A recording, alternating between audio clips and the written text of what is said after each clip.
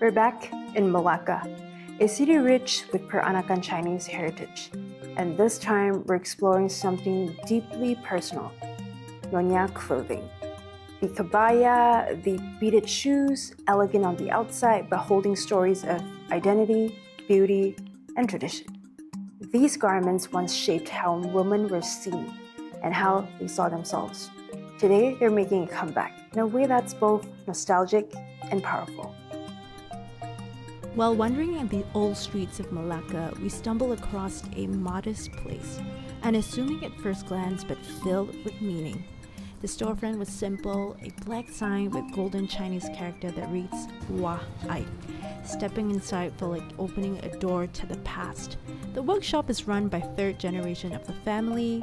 They specialize in crafting traditional Kasut Manik beaded sleepers once worn by the Peranakan women. And something even rarer, 3-inch lotus shoes, once made for women with bound feet in old Asian China. Though the practice of foot binding has long disappeared, they continue to make these lotus shoes entirely by hand. No longer worn, they now serve as a cultural artifact and souvenir, preserving a story that might otherwise be forgotten. It is said that Wah Aik might be the last place in Southeast Asia still making these shoes by hand. This unexpected encounter reminds us some disappearing traditions are not lost entirely. They may still be quietly waiting in a hidden corner of the city for someone to walk in and explore. Some of these beaded shoes can take up to 6 months to complete a pair, all stitched by hand. And of course, the Nyonya beaded shoes or Kasut Manik remains one of their signature.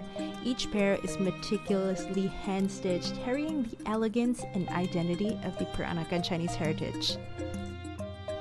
Our next stop brings us to Nyonya Art, a charming space in Malacca where tradition meets modern storytelling. Here you can rent or buy beautifully crafted kebayas and even capture a moment with a professional Peranakan style photo shoot. 怎么开始呢？是我本身是一个服装设计师，也是一个摄影师。那么因为马六甲的文化，这个巴巴娘的是源自于马来西亚的马六甲，这也是一个发源地。我曾经有一个想法，就是说每个星期五都马来族群，我们华人做工的时候都会穿一个叫马来衣服的，在每个星期五。那么我想。可能Kebaya就是这个巴巴娘的衣服，也在同时每个星期每个人都在穿这样的衣服在街上，也是同时传承这个文化终于这个梦想实现了。我们本身呢我们娘的摄影馆呢是有搭建一个属于是摄影棚，专门还原以前我们所谓的平民式的这个屋子来让人家拍摄，所以它的风格就像以前50-60年的那个民间的屋子这样。所以马来西亚跟很多地方的旅客都涌进而来。那么其中主要的一个客户群是中国当然本地的都很喜欢，包括新加坡，他们来拍摄都是拍家庭式的这种Kebaya来做一个纪念和来做个旅拍。Just nearby, we also visited another branch of Nyonya Art. This one's run by the wife of the founder. Unlike the main studio, this space focused solely on making and selling kebayas. She's the heart of craftsmanship here, personally specializing in the delicate art of kebaya tailoring.